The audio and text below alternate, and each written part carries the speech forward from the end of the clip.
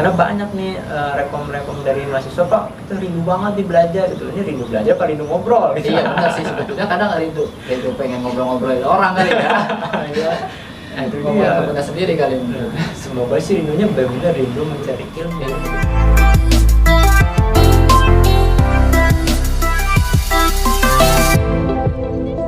Assalamualaikum warahmatullahi wabarakatuh.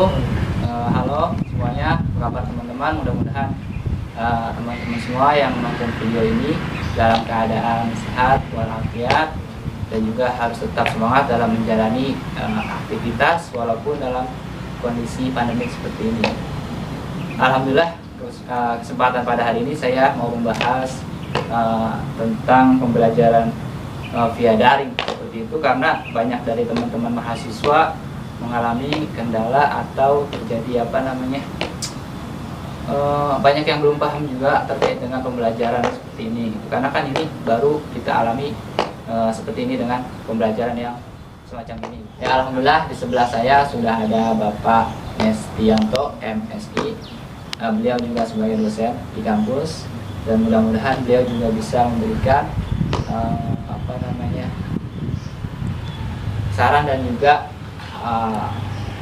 yang bisa bermanfaat lah buat teman-teman mahasiswa yang menonton video kali ini. Apa kabar Pak Nesti? Assalamualaikum warahmatullahi wabarakatuh. Waalaikumsalam. Langsung aja ya kita ke pembahasan seperti itu ya teman-teman. Mengangkat dari judul, kita mau membahas apakah pembelajaran via daring itu efektif atau tidak. Pembelajaran via daring itu kurang lebih pembelajaran online ya seperti itu.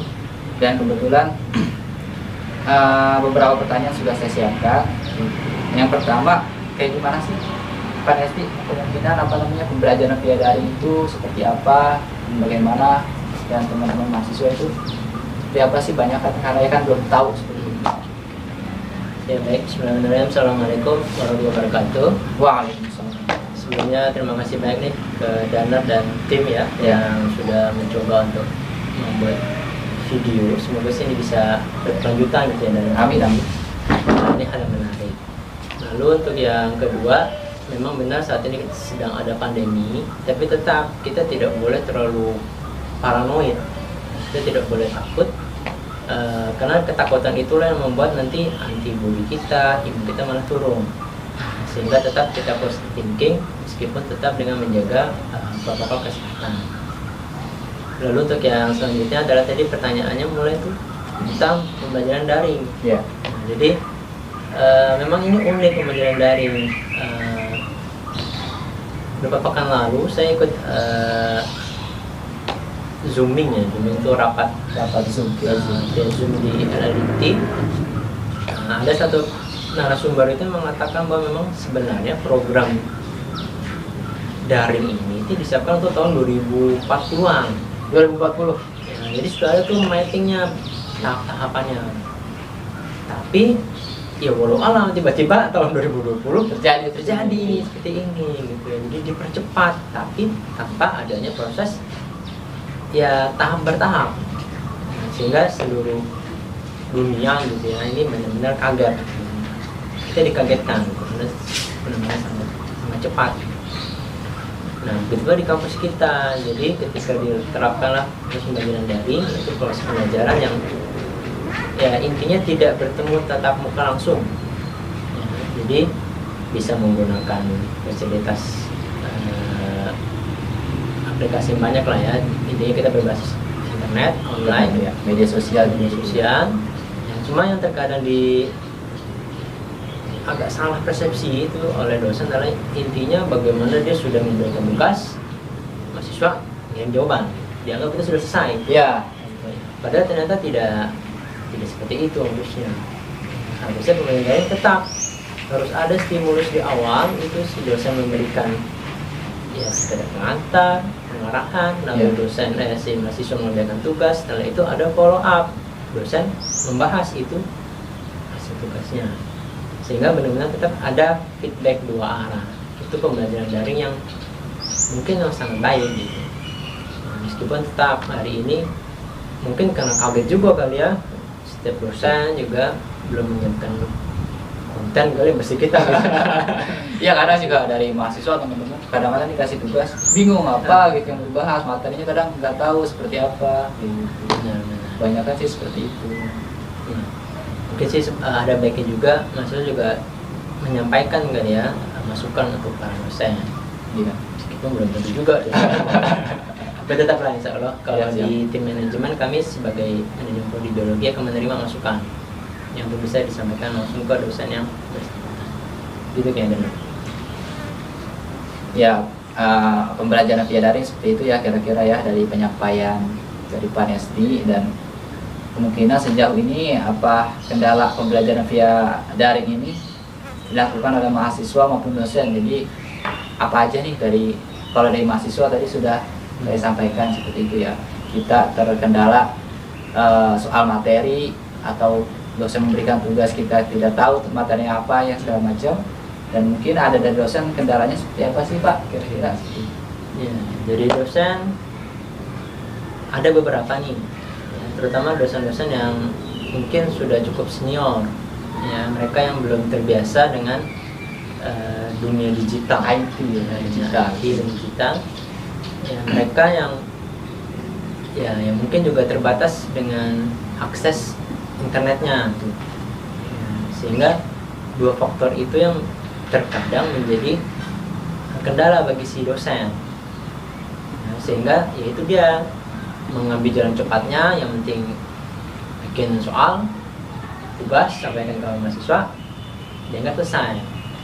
Ya, jadi dua poin besar itu mungkin yang agak cukup memberatkan. Beberapa dosen-dosen yang memang sudah terbiasa dengan media sosial, dengan teknologi, mereka cukup beradaptasi. Tapi ya tetap perlu ada kesabaran bersama kayak karena dosen dengan Harus sama-sama belajar juga. Benar. Itu kayaknya sih dua kendala. Ya jadi kan seperti itu ya, kendala-kendala mungkin kita harus menyesuaikan lah dengan keadaan yang seperti sekarang seperti itu. Kadang kita juga kadang yang muda juga belum tentu paham juga soal dunia digital juga, kadang kita harus menyesuaikan juga, apalagi yang lebih tua dari kita seperti itu. Kemudian tanggapannya apa nih Bapak semenjak pemerintah nih memperlakukan pembelajaran via daring seperti itu kan? Tanggapannya gimana kan? Tadi yang Panesdi sudah sampaikan, ini dipersiapkan 2040 dan kejadian ini di tahun 2020 secara mengejutkan kita. Ini terjadi lebih awal seperti itu daripada yang kita ekspektasikan seperti itu. Kira-kira bagaimana kita dari tanggapan pemerintah, tanggapan Pak Lurah? Ini sebenarnya bagi dunia kampus sebagai tantangannya, Iya sih. sebagai challenge bagaimana kita harus bisa beradaptasi dari segala perubahan. Itu kan memang domainnya kampus begitu ya. Jadi dia akademisi, jika ada permasalahan harus cari solusinya. Ya memang harapannya ke depan ini kampus dengan masukan dari para mahasiswa itu bisa membuat formula bagaimana metode pembelajaran daring itu bisa dikemas dengan baik. Jadi tidak sekedar hanya tugas yang mahasiswa tapi tetap nanti akan ada. Memang yang menarik itu adalah pembahasan tentang blended learning ya. Jadi blended learning itu artinya kita mengkombinasikan antara pembelajaran daring dengan pembelajaran tatap muka. Ini menarik bagi mahasiswa ya, sehingga memang kedepannya mau ada pandemi atau tidak ada pandemi, kita tetap bisa menggunakan blended learning.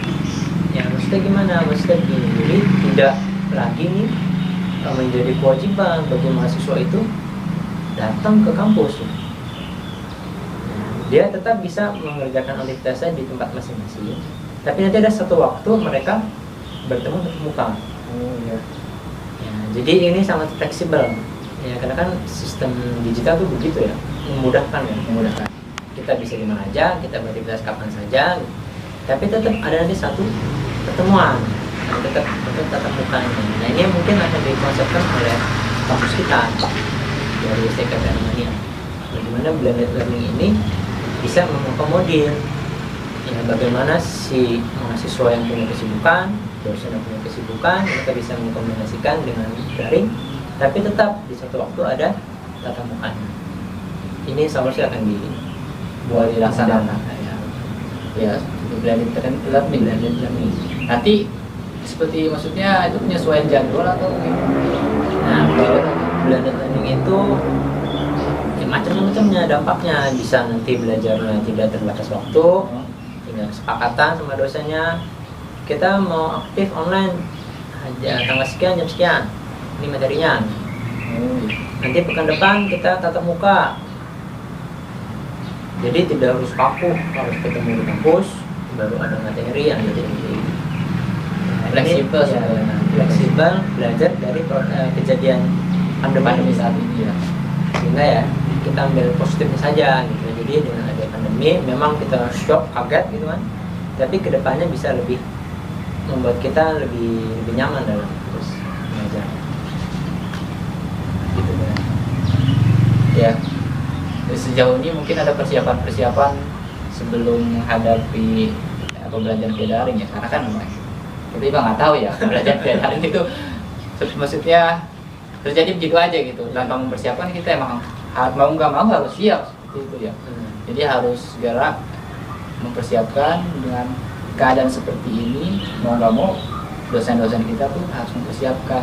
Kira-kira persiapan itu berapa lama, atau tergesa-gesa atau buru-buru atau gimana? Kira-kira apa memang sudah dipersiapkan dari jauh-jauh hari?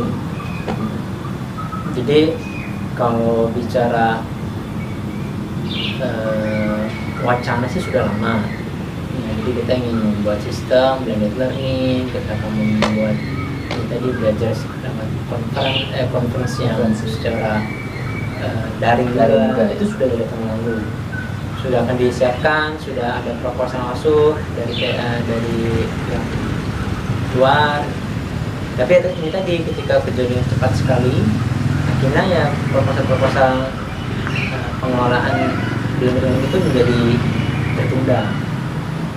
Memang idealnya dia sekitar 1 sampai 2 tahun untuk proses transisinya. Nah, dari yang kita manual sampai ke yang blended learning. Ya, jadi sekali lagi blended learning itu bukan murni online semua. Tetap kita butuh akan ada satu waktu untuk tetap muka. Karena memang ya inilah pendidikan terutama di Indonesia kan. Jadi uniknya memang orang Indonesia itu karena mungkin sosialnya tinggi kali ya. Jadi nggak cukup sekedar ketemu lewat video Zoom gitu kan. Ya kadang seperti itu sih. Kadang kita walaupun lewat media sosial atau lewat Zoom atau Google Classroom, tetap aja kita buka yang lain, WA segala macam. Kita tidak membahas materi seperti itu kebanyakan dari teman-teman gitu. Nah, jadi memang itulah keunikan bangsa kita. Jadi ya itulah mungkin blended learning satu hal yang cukup baik, karena dia bisa mengkombinasikan teknologi tapi tidak menghilangkan budaya sosial kita. Karena memang ya itulah kan kalau nanti kita bicara gotong royong, setiap kawan, itulah nilai-nilai dari bangsa kita. Karena susah hilang sih itu ya, harus tetap, katanya kalau nggak bertemu belajar itu gak enak ya. Ya kadang sampai sejauh ini juga kadang materi-materi yang sudah disampaikan dari para dosen termasuk Vanesti, dengan kendalanya seperti ini, dengan terjadi pandemi seperti ini, itu sudah tersampaikan semua belum kepada teman-teman mahasiswa atau memang ada terkendala? Ya, terkait dengan RPS berarti ya, rencana pembangunan itu pasti tidak akan full 100%. Tidak full 100%. Ya, jadi banyak mata kuliah yang harusnya kita melakukan praktikum itu tidak bisa dilakukan, ya. Atau hal-hal observasi yang lainnya juga tidak bisa dilakukan, sehingga ya kalau saya rasa tidak sampai 100%. Maksimal paling hanya ya 70-80. Nah, ya inilah memang mungkin karena kesiapan kita yang agak kurang, dan kedua memang ya hal-hal tadi terutama di biologi ya, itu yang harus praktikum ke lapangan ya, itu jadi tidak bisa terlaksana. Sehingga ya wajar lah kalau pada semester ini mungkin tidak bisa maksimal. Tapi tetap ketika nanti kita sudah masuk masa normal, ya diperbolehkan mahasiswa untuk melakukan pengayaan bahwa Pak, semester ini kami kurang mata kuliah A. Kita bisa, oke, kita bikin rencana bagaimana dalam waktu tertentu kita bisa observasi lapangan, kita bisa praktikum lagi dengan baik, sehingga apa yang kemarin tertinggal itu bisa tetap didapatkan hak dari mahasiswa. Karena sekali lagi ilmu itu hak mahasiswa ya, bukan kewajiban. Jadi kewajiban mahasiswa mah hanya bayar. Tapi haknya itu bukan ilmu. Jadi jangan dibalik-balik. Kalau mahasiswa pengennya bayaran doang, tapi dikasih hak yang nggak mau ya. Jadi itulah, semoga sih dengan, karena banyak nih rekom dari mahasiswa, Pak kita rindu banget di belajar gitu. Ini rindu belajar apa rindu ngobrol gitu. Iya benar sih, sebetulnya kadang rindu pengen ngobrol-ngobrolin orang kali ya. Nah, itu dia kita sendiri kali ini. Semoga sih rindunya benar-benar rindu mencari ilmu, bukan rindu yang lain ya Pak. Nah, itu benar. Ya terakhir nih, pertanyaan terakhir dan mungkin sebagai saran atau pemecahan masalah yang harus kita hadapi sebagai mahasiswa itu seperti apa? Ya, jadi memang sebenarnya kalau dikatakan mahasiswa itu berarti sudah mahal ya, mahasiswa yang mahal. Ya, jadi saya pribadi tidak terlalu suka menyuapin mahasiswa. Jadi semua materi dibuatkan, tinggal dibaca, tinggal diringkas, nah itu mahasiswa namanya. Kalau LKS, nah itu namanya siswa. Tapi kalau sudah mahasiswa, dia sudah setahap atau mungkin lebih tinggi lagi. Ya, dosen itu hanya sekedar memberikan stimulus. Ya, dia memberikan tema, oke, hari ini kita belajar A, kalian observasi, yang bebas, mau cari di buku, mau cari di internet. Ketika sudah terkumpul, mahasiswa itu harus terbiasa untuk mensintesis, nanti dalam bentuk pertanyaan, Pak, kenapa ya kok seperti ini? Kalau begini bagaimana? Nah, itu hal yang penting. Jadi kedepannya mahasiswa itu memang dituntut untuk bisa lebih mandiri. Ya, saya lebih senang tuh kalau mahasiswa bilang, Pak, besok belajar materi online-nya ini ya, gitu. Senang banget tuh. Jadi di challenge tuh dosen. Nah, jadi bukan maksudnya nunggu, maksudnya mau belajar apa? Kan katanya kalau dalam dunia sepak bola ya, menyerang itu adalah pertahanan yang paling paling baik. Jadi kalau yang diserang dosen, nah serang dulu aja sama dosen, ya, meskipun tetap dalam topik yang sesuai. Karena pribadi saya kan mengatakan kalau ada dosen mahasiswa yang menanyakan, Pak kita mau belajar ini, setidaknya logika saya mengatakan bahwa itu mahasiswa sudah pernah membaca atau dia observasi sebelumnya, sehingga mereka butuh tuh untuk menanyakan hal tersebut. Nah, jadi intinya semoga kedepannya mahasiswa itu jadi lebih mandiri. Dia tidak cukup dengan sekedar terima out, terima diktat, terima LKS, selesai aja enggak. Tapi dia harus mulai terbiasa lah untuk membuka literatur, membaca koran, buku, atau observasi yang itu aja sih buat pesan-pesan kepada teman-teman mahasiswa. Jadi mungkin seperti itu, mahasiswa itu sebetulnya harus mencari, menobservasi materi yang ingin dia tahu untuk sebagai pembelajaran dia. Dan jangan sampai dengan terkendala pandemi seperti ini, teman-teman mahasiswa tidak semangat untuk belajar. Jadi tetap semangat, dan mudah-mudahan apa yang obrolan kita pada saat ini bisa bermanfaat buat teman-teman dan juga yang buat menonton video ini. Kayak gitu aja sih Pak, terima kasih atas partisipasinya, atas ketersediaannya waktunya untuk ngobrol-ngobrol bersama kita. Saya akhiri, saya tutup. Wassalamualaikum warahmatullahi wabarakatuh. Waalaikumsalam.